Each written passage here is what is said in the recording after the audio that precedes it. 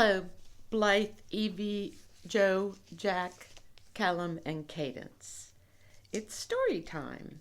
Today's story is Millie, Jack, and the Dancing Cat by Stephen Michael King.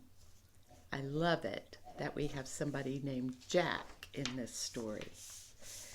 Millie, Jack, and the Dancing Cat by Stephen Michael King.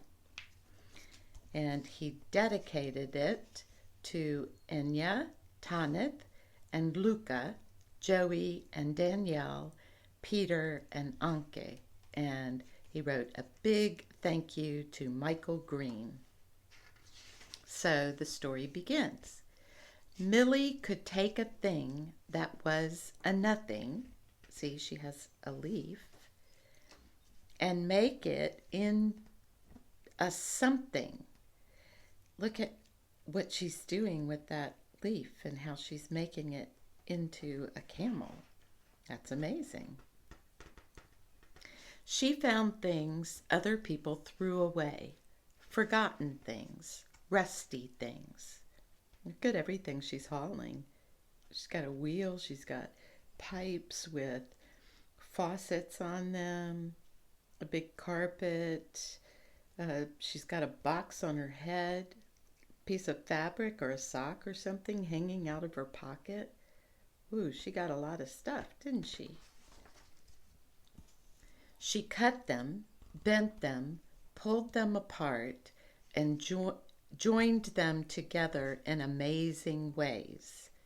Millie loved to take a straight piece of wire and give it a wiggle, or a simple square of cloth, and set it dancing in the wind. Wow, look at everything she's doing. Look at that butterfly that she's got flying up, attached to a piece of wire. I wish I could be as free as you, she would say as the cloth floated in the breeze. But she was never brave enough to show anyone what she could really do. So, instead of doing what she loved most, Millie spent her days making shoes, brown shoes, black shoes, and plain, ordinary work boots. Do you see all those shoes hanging up on the hooks that she's made? I think it's pretty great that she can make shoes, but she wants to be making more creative things. Day after day, night after night, Millie dreamed that things would be different, but each new day was the same as the one before. Then, one morning, two vagabond minstrels means they're entertainers. They sing and dance, but they're vagabonds, so that means they travel all over. They go from town to town. So one morning, two vagabond minstrels from faraway places trudged into town. Jack and the Dancing Cat. Ooh, what do you think they're gonna do when they get into town, Jack? What are they gonna do? People rushed and bustled here and there, never stopping long enough to notice anything even a little different. Just another town, said Jack. No, just another town, said Cat. Jack nodded his head. But as Jack and Cat walked, they suddenly heard something unexpected. Someone humming, and the sound of feet shuffling a rough old dance on a dusty floor. Ooh, they're interested in that. It's coming from that shoe shop, said Cat. That's Millie's shop. So they waltzed right in. I'm Jack, said Jack. I'm Cat, said Cat. Oh, I'm Millie, said Millie, in surprise, trying quickly to hide her shuffling feet. It looks as though you two need some new boots. Cat showed her their empty purse. Jack spun around, tipped his hat and smiled. "We would be delighted to teach you some new dances in exchange," he said with a bow. Millie giggled shyly and agreed. Ooh, so she's going to make them boots and they're going to teach her to dance. Jack and Kat taught Millie all the dances they knew. They did tap and jazz and ballet. They did the two-step, the three-step, and the tricky twisting backward sliding four-step. Ooh-wee. Sometimes they just wobbled, fooled around, and floated, or pretended they had branches like a tree. Dancing made Millie feel brave and free. Look at the children that are imitating them, are learning to dance down at the bottom of the hill. Millie loved her new friends and all the odd things about them. She wanted to surprise them with more than just plain, ordinary boots. What do you think she's going to do? So she made instruments with sounds that had never been heard before. Wow, look at that. It looks like a piece of an old telephone and a pipe and coming out of a big blossom bugle kind of thing. Look, the bird is being frightened back by the sound. And she made curly-toed shoes covered in stars and purple satin slippers with bells. There were clothes to match, patterned and painted by hand and sewn with care. Ooh, she's doing amazing things for them, isn't she? And while Millie was making things for Jack and Kat, she also made things for herself. A soft, swirling dress, especially for dancing. A fantastic water fountain. Ooh, look at that water fountain. And a wiggly, wonderful seat to sit outside her front door. Jack and Kat still had faraway places to explore, but they stayed a little longer to help Millie make some changes. When it was time for them to leave, Jack asked, "Do you feel brave enough to show everyone what you can do?" Millie was afraid, but only a little. So she danced a little dance and hummed a little tune, and she remembered how it feels to be brave and free.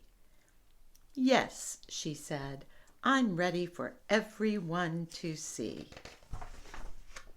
And they did. Millie's creations were so spectacular that people came from far and wide. Even the townspeople slowed down for a look.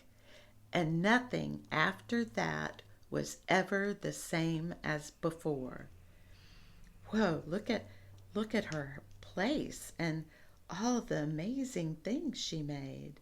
She's got this crazy bicycle or tricycle looking thing and things hanging off the roof. Look at her beautiful water fountain and her chair with the swirly things added to it.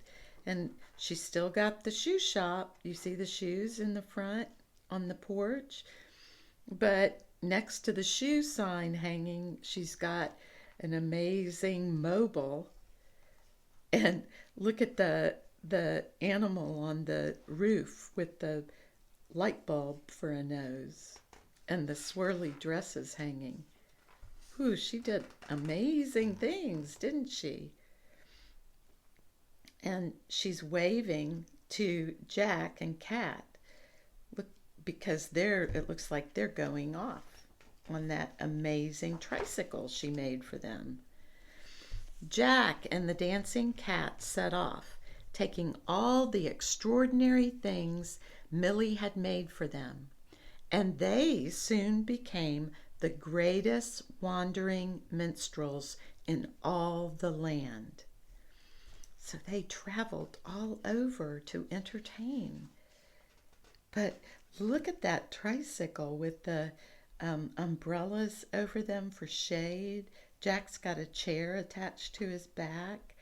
They have their instruments and their boots hanging, and they're wearing their fancy shoes. Whoa, they're off to have a great time, aren't they? And Millie, she never again made a plain, ordinary anything. Whoa, look at what she's making. And look at the children who are learning how to make amazing things with her. And look at her hair. She's got quite a fabulous hairstyle, doesn't she? Except maybe a nice cup of tea. Nothing was ever the same except maybe a nice cup of tea whenever Jack and Kat danced into town. And look at her shoes with the stars on them, and how she's dancing and pouring tea, and how they're all holding, like Jack has the cake coming from an umbrella, and Millie has a bird on her head and a cup in her hand, and Kat is got a cup in his hand dancing. Wow. The end. So, Blythe, Evie, Joe, Jack, Callum, and Cadence, I hope you like this book. And my wish for you is that you will always be brave enough to do whatever brings you the most joy in your life, no matter how scary it is.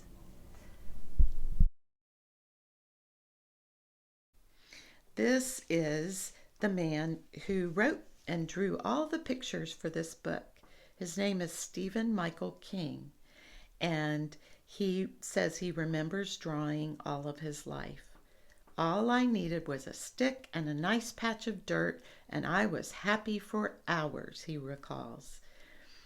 When he was 10 years old, Stephen went partially deaf and began to completely immerse himself in art. That means he did art all the time, where he could communicate without words. And his practice paid off. He is the author and illustrator of over 15 well-loved books for children, many of which have won awards in Australia. Stephen Michael King lives in Australia. Mr. King lives with his family and their dog named Millie, high atop a coastal island just north of Sydney, Australia. Wow, we should look up other books that he's written, shouldn't we? Well, I hope you liked that one, especially you, Jack. And tomorrow's book is Smelly Socks, written by Robert Munch, illustrated by Michael Marchenko.